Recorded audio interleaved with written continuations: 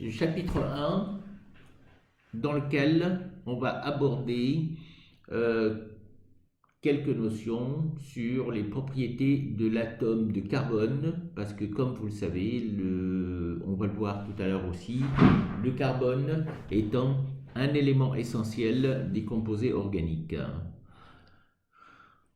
On va aussi voir quelques structures moléculaires de composés organiques.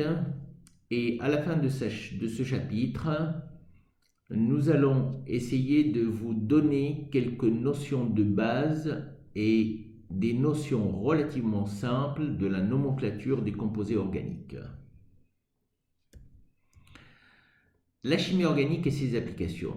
Alors, vous savez très bien que quand on parle de la chimie, cette science regroupe plusieurs disciplines.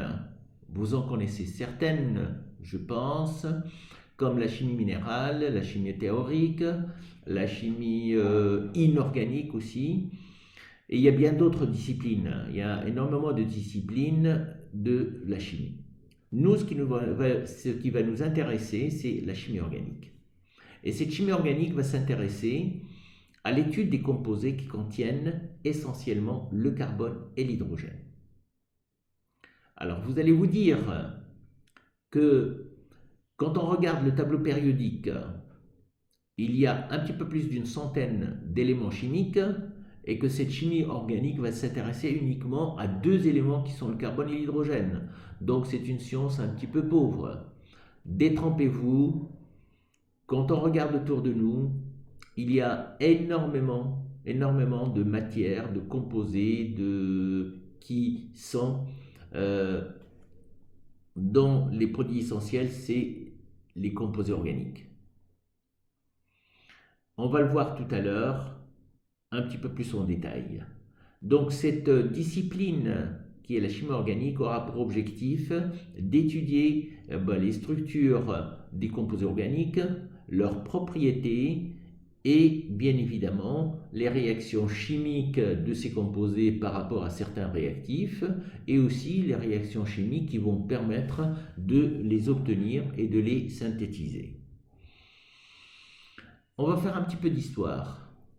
Ce qu'il faut savoir, c'est qu'à l'origine, c'est-à-dire il y a quelques siècles de cela, la chimie a été partagée uniquement entre deux choses, la chimie organique et la chimie minérale. Et la chimie organique, par opposition à la chimie minérale, était consacrée uniquement à l'étude des composés qui proviennent des organismes vivants d'origine animale ou végétale. Ça veut dire quoi? Ça veut dire que les scientifiques de l'époque ne pouvaient pas synthétiser, fabriquer des molécules organiques dans leur laboratoire.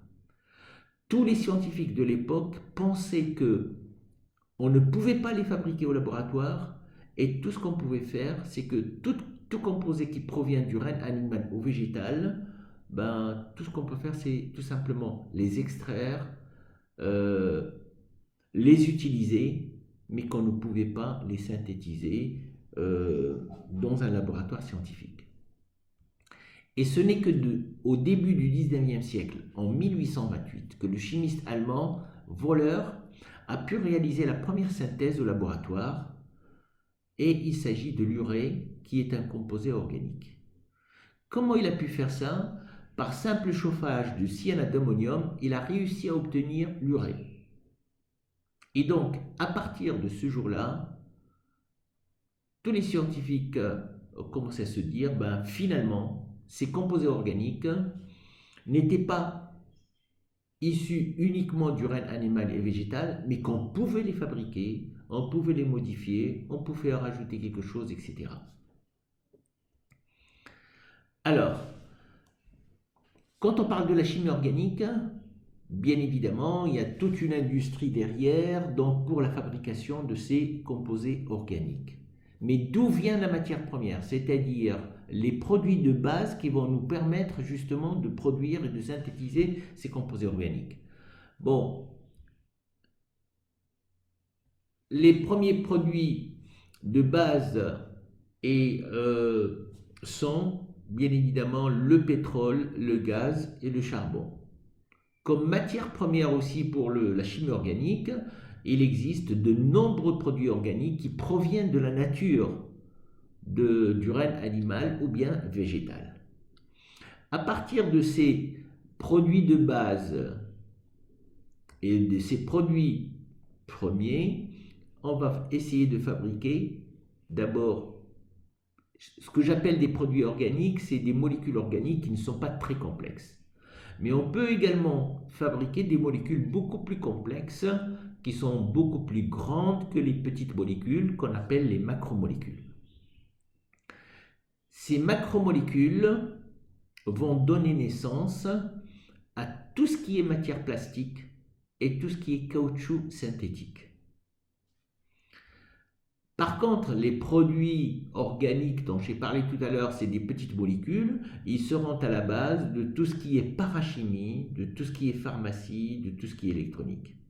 Sachez que plus de 80-90% des médicaments, c'est des composés organiques. Les cosmétiques, les parfums, etc., qu'est-ce que c'est? C'est de la matière organique.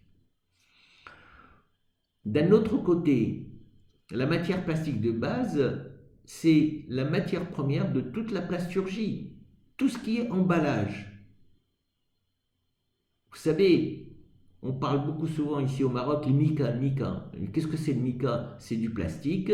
Et qu'est-ce que c'est que ce plastique-là? C'est tout simplement des macromolécules, ce qu'on appelle le polyéthylène. C'est des macromolécules dans lesquelles vous avez une suite de CH2, CH2, CH2 des milliers de fois. Donc, c'est bien des composés organiques à la base. Bon, la plasturgie, on ne trouve pas ça uniquement dans l'emballage, on trouve dans le bâtiment, dans l'automobile. Vous savez que je ne sais pas si c'est 50, 60, parfois même 70% de ce qui constitue une voiture, c'est de la matière plastique. Donc, c'est des produits organiques. Les biens d'équipement. Vous savez, quand on va acheter le ponche sur lequel on s'assoit, de l'éponge, c'est du polyuréthane, donc ça aussi c'est de la matière plastique. Les caoutchoucs, le caoutchouc synthétique, c'est ce qui permet d'avoir les pneumatiques, tout ce qui est pneus de voiture, de vélomoteur, etc. Des équipements électriques et électroniques, tout ce qui est transport ferroviaire également, les trains, l'aéronautique, les avions. Donc vous voyez qu'à travers ce schéma-là, vous vous rendez bien compte que la chimie organique, elle est présente partout, du médicament jusqu'au plastique, jusqu'au caoutchouc synthétique, etc. Donc la variété, elle est absolument énorme, elle est absolument très grande.